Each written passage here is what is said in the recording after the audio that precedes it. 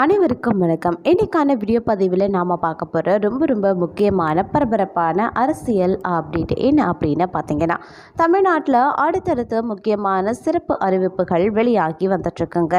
மக்களுக்கு ஆச்சரியம் அளிக்கக்கூடிய விதமாக முக்கியமான சில அதிரடி அறிவிப்புகளும் வெளியாகி வருகிறது அப்படின்னு தான் சொல்லணும். அந்தளவுக்கு என்ன மாதிரியான அதிரடியான அறிவிப்புகள் அப்படிங்கிறத பற்றின முழு தகவலை இன்றைக்கி வீடியோவில் தெரிஞ்சுக்க போகிறோம். இந்த பதிவு உங்களுக்கு மிக பயனுள்ள விகிதத்தில் இருக்குங்க. அதை தொடர்ந்து பார்த்தீங்க அப்படின்னா, கோயம்புத்தூரில் நடந்த திமுக முப்பெரும் விழாவில் முதல்வர் ஸ்டாலின் ஒரு முக்கியமான விஷயத்தை ஒன்றையும் அடித்து சொல்லியிருக்காரு. அது என்ன அப்படிங்கிறத பற்றியும் இன்னைக்கு வீடியோவில் தெரிஞ்சுக்க போகிறோம். இந்த பதிவு உங்களுக்கு மிக பயனுள்ள விகிதத்தில் இருக்கும். வீடியோக்குள்ளே போகிறதுக்கு முன்னாடி இது வரைக்கும் நீங்கள் நம்ம சேனலை சப்ஸ்கிரைப் பண்ணலன்னா உடனே சப்ஸ்கிரைப் பண்ணிக்கோங்க. அப்படியே பக்கத்தில் இருக்கக்கூடிய நோட்டிஃபிகேஷனுக்கான பெல் பட்டனையும் ப்ரெஸ் பண்ணிக்கோங்க.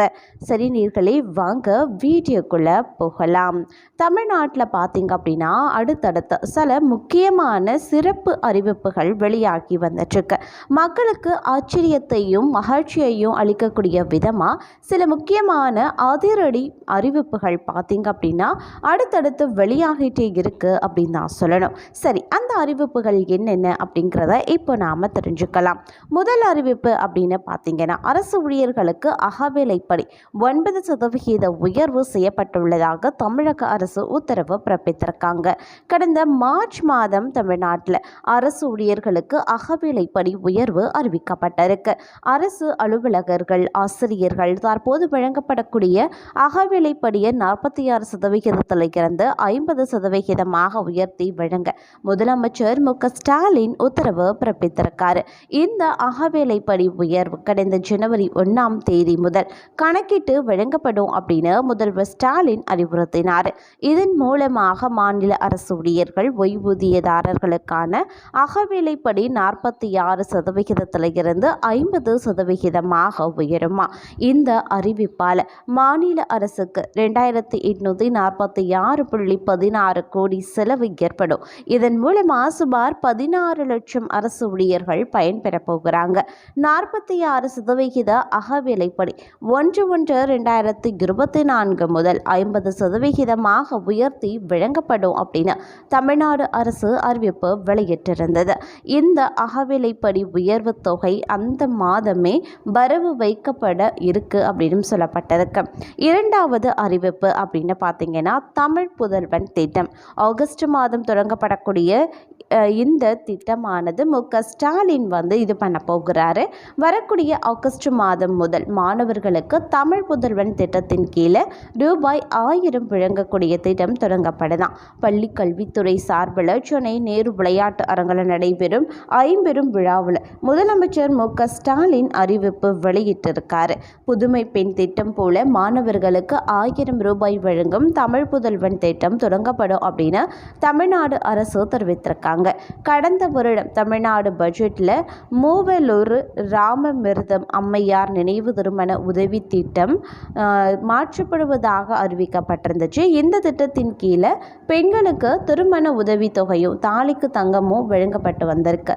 இந்த திட்டத்தை மூவலூர் ராமமிர்தம் அம்மையார் உயர்கல்வி உறுதி திட்டம் அப்படின்னு மாற்றுவதாக அறிவித்தார். புதுமை பெண் திட்டம் போல மாணவர்களுக்கு 1000 ரூபாய் வழங்கக்கூடிய தமிழ் புதல்வன் திட்டம் ஆகஸ்ட் மாதம் தொடங்கப்படும் அப்படின்னு தமிழ்நாடு அரசு தெரிவித்திருக்காங்க. அரசு பள்ளிகளை படித்து கல்லூரி சேரக்கூடிய மாணவர்களுக்கு இந்த நிதி வழங்கப்படும் அப்படின்னும், இளங்கலை படிப்பு படித்து முடிக்கிற வரைக்கும் மாணவர்களுக்கு இந்த தொகை வழங்கப்படும். மாணவர்களுக்கு இதற்காக எங்குமே செல்ல வேண்டியது கிடையாது. நேரடியாக அவர்களினுடைய வங்கி கணக்கில் இதற்கான தொகை செலுத்தப்படும்.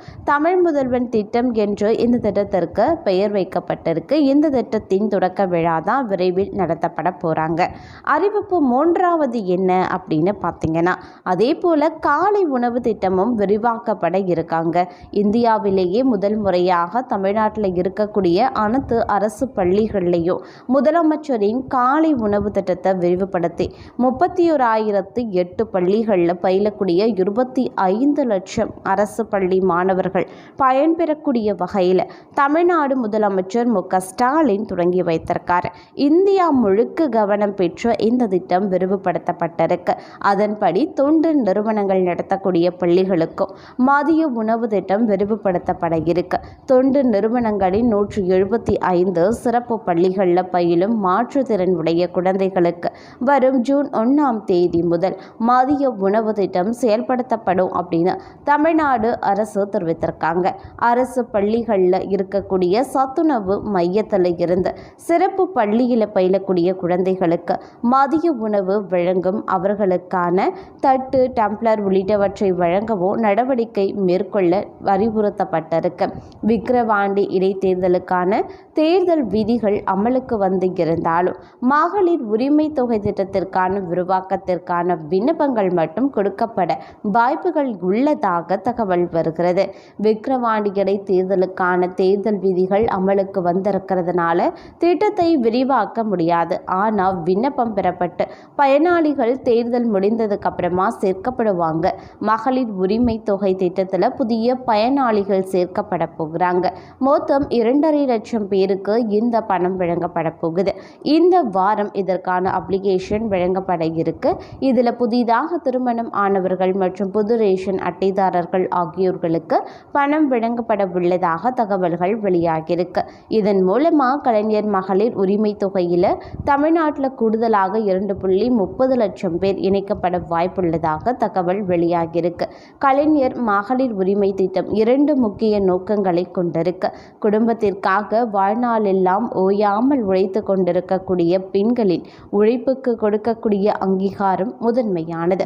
ஆண்டுக்கு 12,000 ரூபாய் உரிமை தொகை என்பது பெண்களின் வாழ்வாதாரத்தை மேம்படுத்தி வாழ்க்கை தரத்தை உயர்த்தி சமூகத்தில் சுய மரியாதையோடு வாழ்வதற்கு வழிவகுக்க வேண்டும் அப்படிங்கிறது தான். பெரும்பாலும் கணக்கில் கொள்ளப்படாத பெண்களின் உழைப்பு முறையாக அங்கீகரித்திடவே பெண்களுக்கு சொத்துரிமை வழங்கி கல்வியிலையும் வேலை வாய்ப்பிலையும் உள்ளாட்சி அமைப்புகளிலையும் இடஒதுக்கீடு அளித்து பெண் உரிமை போற்றிட கலைஞர் அவர்களின் பெயரால் இந்த மகளிர் உரிமை திட்டம் அறிமுகப்படுத்தப்பட்டிருக்கு. அதனால தான் இந்த திட்டத்திற்கு மகளிருக்கான உதவித்தொகை என்று இல்லாமல் மகளிர் உரிமை தொகை என்று கவனத்துடன் பெயரிட்டு வைக்கப்பட்டிருக்குங்க. அது மட்டும் இல்லாமல் கோயம்புத்தூரில் நடந்த திமுக முப்பெரும் விழாவில் முதல்வர் ஸ்டாலின் முக்கியமான விஷயம் ஒன்று அடித்து சொல்லியிருக்காரு. கோவையில் திமுகவின் முப்பெரும் விழா பார்த்திங்க அப்படின்னா நேற்று நடந்தது. இந்த விழாவில் பேசிய முதல்வர் ஸ்டாலின் உடன்பிறப்புகளாலும் கொள்கை தோழமை கட்சிகளாலும் தான் இந்த வெற்றி சாத்தியமானது. உடன்பிறப்புகளுக்கும் தமிழ்நாடு மக்களுக்கும் இந்த வெற்றியை காணிக்கையாக்குகிற தேர்தல் பிரச்சாரத்தில் சிறுபான்மையினருக்கு எதிராக விருப்பு பேச்சுக்களை பேசினாங்க. தமிழர்கள் குறித்து அவதூறு பரப்பினாங்க. வாட்ஸ்அப்பில் போய் செய்திகளையும் பரப்பினாங்க. இவ்வளவோ செய்தும் பாஜக பெரும்பான்மை பெறலை. இப்போது அவர்கள் பெற்றிருப்பது வெற்றி அல்ல, தோல்விதான். பாஜகவிற்கு அதிக பெரும்பான்மை இருந்த போதே வாதங்களால் தமிழ்நாட்டை திருப்பி பார்க்க வைத்தவர்கள் நமது எம்பிக்கள். இப்போது மக்களுக்கான நமது குரல் நாடாளுமன்றத்தில் இன்னும் வலுவாக ஒலிக்கப் போகிறது.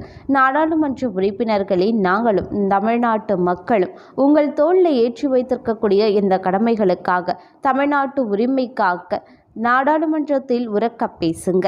பலம் பொருந்திய எம்பிக்கள் சேர்ந்து பலவீனமான மைனாரிட்டி பாஜக அரசை பாசிச பாதையில் செல்லாமல் தடுங்க. ஒற்றுமை உணர்வுடன் கொள்கை திறனுடன் அனைத்து நாடாளுமன்ற உறுப்பினர்களும் செயல்பட வேண்டும். நம்முடைய உறுப்பினர்கள் தான் பாஜகவை கொள்கை கோட்பாடுகள் ரீதியாக அமல்படுத்தினாங்க. கொள்கை ரீதியாக அவர்களுடைய வகுப்புவாதத்தை, ஏதசாதிகாரத்தை, பாசிசத்தை விமர்சிக்கின்ற பாணியை இந்த நாடாளுமன்றத்தில் தொடங்கி வைத்தவர்கள் நம்முடைய நாடாளுமன்ற உறுப்பினர்கள் தான். சமூக நீதிக்காக இந்திய நாடாளுமன்றத்தில் அதிகமாக உரிமை குரல் எழுப்பியது மூலமாக இந்திய அரசியல் செல்ல வேண்டிய பாதையை தமிழ்நாட்டு நாடாளுமன்ற உறுப்பினர்கள் போட்டு கொடுத்தாங்க. 8 முறை தமிழ்நாட்டிற்கு வந்து பிரதமர் கட்டமைத்த பிம்பத்தை அருமை சகோதரர் ராகுல் காந்தி ஒரே ஒரு ஸ்வீட் பாக்ஸ் கொடுத்து க்ளோஸ் செய்துட்டார். அன்றைக்கு அவர் வழங்கிய இனிப்பு நம்முடைய எதிர்கட்சியினரின் கணிப்புகளை பொய்யாக்கியிருக்கு. இந்தியா கூட்டணி தலைவர்கள் அனைவருமே நடைபெறக்கூடிய பாராட்டு விழா இது. இந்தியா கூட்டணி தொண்டர்கள் அனைவருக்கும் நடைபெறும் பாராட்டு விழா இது அப்படின்னு ஸ்டாலின் பேசியிருந்தார். இந்த பேச்சில் திமுக காங்கிரஸ் கூட்டணியை முதல்வர் ஸ்டாலின் உறுதி செய்திருக்காரு. தமிழ்நாட்டில் சிலர் காங்கிரஸ் திமுக கூட்டணி உடையும் அப்படின்ற வாதத்தை வாதங்கள் வைத்த நிலையில் ஸ்டாலின் ராகுலை பாராட்டி திமுக காங்கிரஸ் இடையிலான உறவை ஸ்டாலின் உறுதி செய்திருக்காரு அப்படின்னு தான் சொல்லணும்.